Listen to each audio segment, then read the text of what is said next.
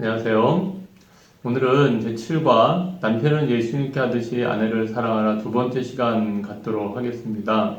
벌써 4월 마지막 주고요. 이게 날씨가 이제 더워져서 저도 반팔을 한번 입어봤는데요. 참 우리가 환경에 우리의 몸도 이렇게 민감해지듯이요. 우리가 또 하나님의 말씀을 통해서 우리의 삶에서 그 하나님의 뜻에 더 민감해지는 그런 신앙의 생활을 할 수 있는 그런 저희가 되었으면 좋겠습니다. 오늘 내용을 위해서 지난주 내용을 잠깐 연결을 해본다면요. 이 남편이 예수님께 하듯이 라는 이 말씀의 의미 속에는 아내의 허물과 죄를 남편이 대신 책임진다. 그리고 아내에게 사랑을 적극적으로 표현한다. 바로 누가 그렇게 하셨죠? 예수님이 그렇게 하셨던 것처럼 남편들이 영적인 신랑 되신 주님이 그렇게 하셨던 것처럼 가정에서 남편의 역할이 그와 같음을 우리가 말씀을 통해서 나눠봤습니다. 그럼 오늘 계속해서는요. 우리가 연결을 해서 세 번째 부부는 한 몸임을 남편이 언제나 명심해야 된다는 내용입니다. 그래서 남편이 아내를 귀하게 여겨야 하는 그 이유가 무엇일까요? 그건 부부가 한 몸이기 때문에 그렇고요. 생명의 은혜를 함께 이어받을 자이기 때문에 그렇습니다. 그래서 이 생명의 은혜가 우리의 삶 가운데 나타나는 것이 곧 사랑이라는 거예요. 그래서 우리가 잠시 말씀을 보면은요, 에베소서 5장 31절과 32절에도 여기 기록된 것처럼요, 그러므로 사람이 부모를 떠나 그의 아내와 합하여 그 둘이 한 육체가 될지니 이 비밀이 크도다. 나는 그리스도와 교회에 대하여 말하노라. 그러니까 그리스도와 교회가 하나의 몸인 것처럼 바로 그 아내와 남편도 하나의 몸이라는 거예요. 그리고 베드로전서 3장 7절에도 남편들아 이와 같이 지식을 따라 너희 아내와 동거하고 그를 더 연약한 그릇이요 또 생명의 은혜를 함께 이어받을 자로 알아 귀히 여기라. 이는 너희 기도가 막히지 아니하게 하려 함이라. 아멘. 그래서 우리가요 흔히 남편이 아내의 머리다 라고 이렇게 기록된 말씀을 오해할 때가 있습니다. 에베소서 5장 23절에 보면은 이는 남편이 아내의 머리됨이 그리스도께서 교회의 머리됨과 같음이니 그가 바로 몸의 구주시니라. 그 저번에도 나누었던 것처럼 우리 안에 이것이 죄가 들어옴으로 말미암아 기능적인 것들이 뭐냐 바로 우열을 나타내는 지배적인 구조로 우리가 바뀌어버렸고 변질됐다고 말씀을 보았죠. 그래서 우리가 남편이 아내의 머리 된다는 것은 기능적이라는 거예요. 그러니까 우리 몸의 지체가 있고 머리도 있고 뭐 손도 있고 발도 있지만 이것은 더 귀하니까 더 보호하고 이거는 더 귀하지 않고 천하다 그렇게 우리가 몸과 지체를 생각하는 부분은 한 군데도 없어요. 다만 기능적으로 이 머리는 온 몸을 생각하고 염려한다는 거죠. 이 머리의 기능이 그와 같다는 거예요. 그래서 가정에서의 남편도 바로 아내의 머리다라는 뜻은 이 남편이 그 모든 것들을 다 양육하고 보호할 수 있는 그런 책임이 있고요. 실제로 남편은 아내를 양육하고 보호할 때 행복을 느낀다는 겁니다. 그래서 우리가 계속해서 성구 말씀에 보면은요, 에베소 5장 28절, 29절에도요, 이와 같이 남편들도 자기 아내 사랑하기를 자기 자신과 같이 할지니 자기 아내를 사랑하는 자는 자기를 사랑하는 것이라. 그리고 29절에도요, 누구든지 언제나 자기 육체를 미워하지 않고 오직 양육하여 보호하기를 그리스도께서 교회에게 함과 같이 하나니라고 여러분들 기록이 되어 있습니다. 그래서 남편은요, 아내가 행복할 때 행복합니다. 그러니까 반대로 보면은 아내가 불행할 때 자신도 불행해지는 거예요. 예수님도 그러셨거든요. 죄인인 우리를 위해서 죽으심을 기뻐하셨고요. 자신을 내어줌으로 말미암아 여러분들 행복해 하셨다는 거예요. 그래서 우리가 항상 하나님 앞에 나와서 죄와 사망에서 구원해 주심으로 예수님이 우리에 대한 사랑을 나타내셨고 또 우리를 그렇게 사랑하셨던 것처럼 남편은 예수님이 교회를 위하여 행하신 이 자세로 아내를 여러분 사랑해야 된다는 겁니다. 그래서 어느 선교사 부부의 이야기인데요. 이 어느 집사님 부부가 선교사 훈련을 받게 됐대요. 그 선교사 인준을 받으려면 부부가 영어 테스트에 합격을 해야 됐어요. 근데 남편 집사님은 영어를 잘하는데 아내 집사님은 이 실력이 부족해서 훈련을 받고 있었습니다. 어느 날 목사님이 이 남편 집사님에게 찾아와서 물어보셨답니다.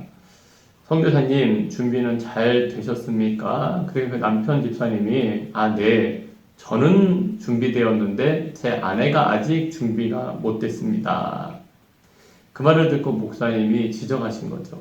그것이 무슨 말이죠? 아내가 준비되지 못하였다면 집사님이 준비되지 못한 것이죠. 부부가 한 몸이라는 믿음도 없이 어떻게 선교사가 되겠습니까?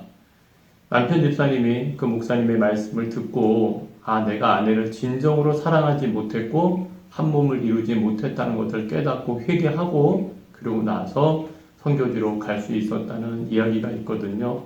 그래서 우리가 분명히 깨달아야 되는 것은요. 부부는 한 몸이기 때문에 남편이 가정 외에 아내 외에 다른 데서 행복과 기쁨을 구하지 말아야 된다는 거예요. 왜냐하면 다른 데서는 결단코 행복을 얻을 수 없기 때문에 그렇습니다.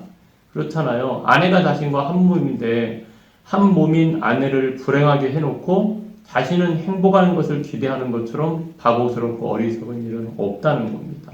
그래서 어느 목사님이 결혼식 주례사에서 신랑에게 이렇게 당부하셨답니다. 아내를 다른 여성과 비교하지 말라. 그리고 어두운 표정으로 귀가하지 말라. 가정은 병원이 아니라는 거예요. 아내의 허물과 실수를 비난하지 말라. 아내의 허물은 이미 남편의 허물이기 때문에 그렇다는 겁니다. 아내를 관리하려 해서는 안 된다는 거죠. 아내는 물건이 아니라 인생의 영원한 협조자입니다. 그래서 부부싸움을 했다면 마지막 발언은 항상 아내가 해야 함을 명심하라. 아내의 마지막 발언에 남자가 한마디라도 덧붙이면 또 다른 말다툼이 시작되기 때문에 그렇습니다. 물론 이처럼 사는 것들이 실상에서는 좀 어려울 때가 있습니다. 하지만 늘 내가 아내와 한 몸이다 라고 그것을 믿음으로 받아들이면 또한 우리가 이러한 삶에 이러한 말씀에 순종하는 것이 너무나 당연하다는 거예요. 왜요? 아내를 사랑하는 것이 곧 자기를 사랑하는 것이고요. 아내가 행복하는 것이 남편이 행복한 그 지름길이라는 것을 우리가 깨달아야 된다는 겁니다. 그래서 우리가 계속해서요. 네 번째로 나눌 수 있는 중요한 사항은요. 남편이 결정을 하되 결정의 중요성을 명심해야 된다는 거예요. 우리가 창세기 2장 18절에 보면은요. 여호와 하나님이 이르시되 사람이 혼자 사는 것이 좋지 아니하니 내가 그를 돕는 배필을 지으리라 하시니라. 우리가 가정생활을 하다 보면은요. 남편이 가정의 일들을 결정해야 할 일이 많이 있습니다. 근데 중요한 것은 남편의 결정이 아내와 자녀 온 가족의 행복과 직결이 된다는 거예요. 그러니까 남편이 잘못 결정하면 모두 고생하고요. 결정하는 것은 결코 쉬운 일이 아니라는 겁니다. 그래서 많은 남편이 가정의 일들을 결정해야 할 때 아내에게 그 결정을 미룹니다. 당신이 알아서 해. 왜냐하면 결정에 대한 책임을 회피하고 싶기 때문에 그런 겁니다. 근데 문제는 뭐냐면 그리고 나서 그 남편의 권위만 행사하려고 하니까 그것이 여러분들 문제라는 거예요. 그래서 특별히 신앙을 가지고 있는 남편들은요, 항상 무엇을 결정하기 위해서 거룩한 손을 들어서 기도하고 하나님으로부터 응답받은 말씀에 순종하여 결정해야 합니다.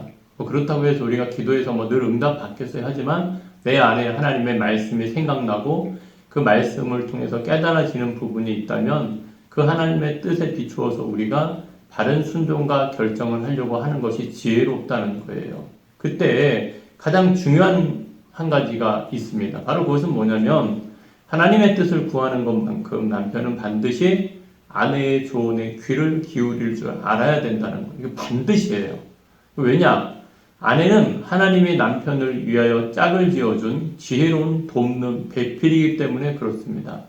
어느 성도의 가정 예배 때 일어난 일이랍니다. 가장이 가정의 제사장으로서 가족을 향한 축복권이 있다고 배운 아내가요.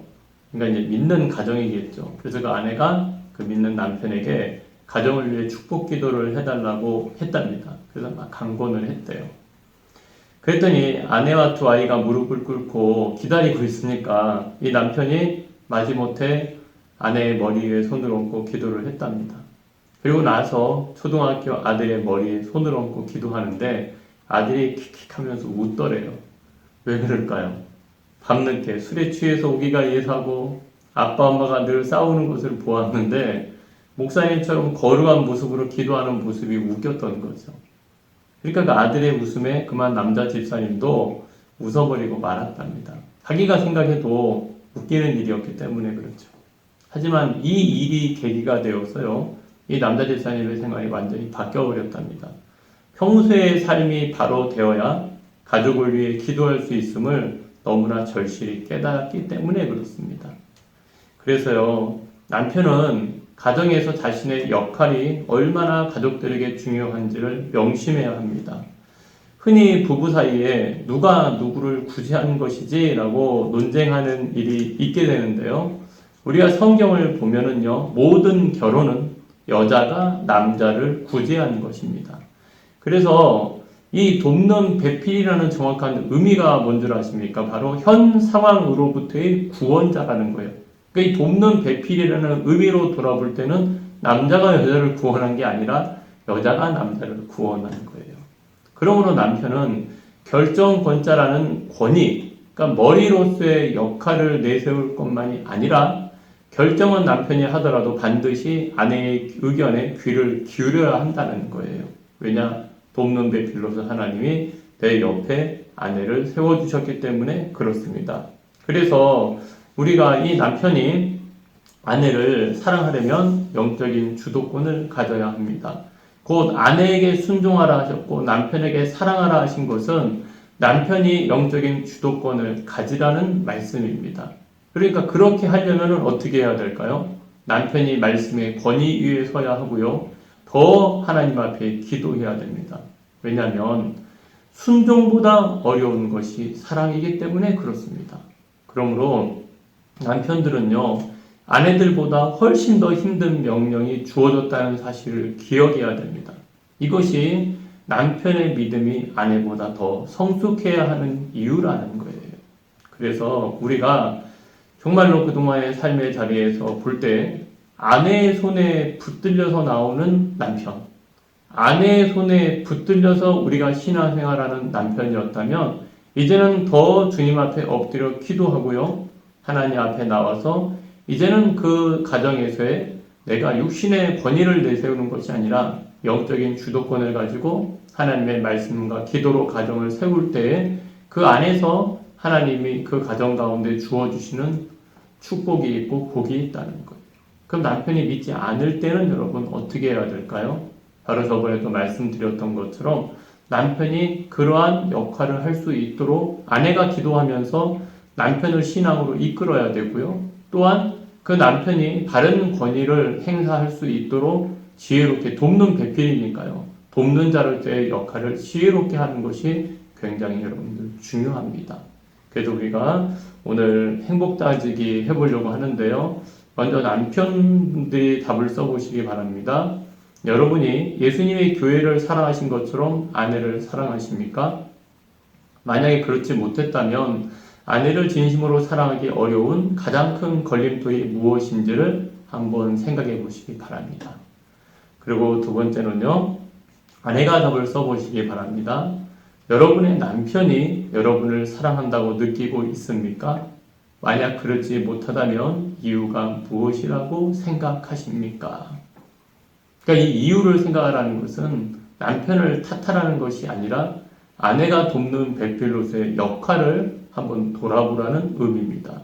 그래서 우리가 오늘도 하나님 앞에 나와서 그동안 남편이 예수님 앞에 그러한 역할, 정말로 주님께 하듯이 아내를 사랑해야 되는 것이 무엇인지를 의미를 살펴보았는데요. 결국 부부는 한 몸이기 때문에 아내가 남편을, 남편이 아내를 서로 생각하고 서로 예수 그리스도 안에서 세워줄 수 있는 그런 아름다운 믿음의 가정을 세워갈 수 있는 그런 계기가 되었으면 좋겠습니다. 그래서 누구의 탓이 아니라 누구의 책임이 아니라 아름다운 가정을 하나님 보시기에 믿음의 가정을 세워갈 수 있는 그 역할이 남편과 아내에게 동일하게 주어졌다는 것을 믿으시고요. 서로 하나님이 세우신 질서 안에서 믿음의 가정을 세워갈 수 있는 그런 성도님들이 되시기를 주님의 이름으로 축복합니다. 네, 감사드립니다.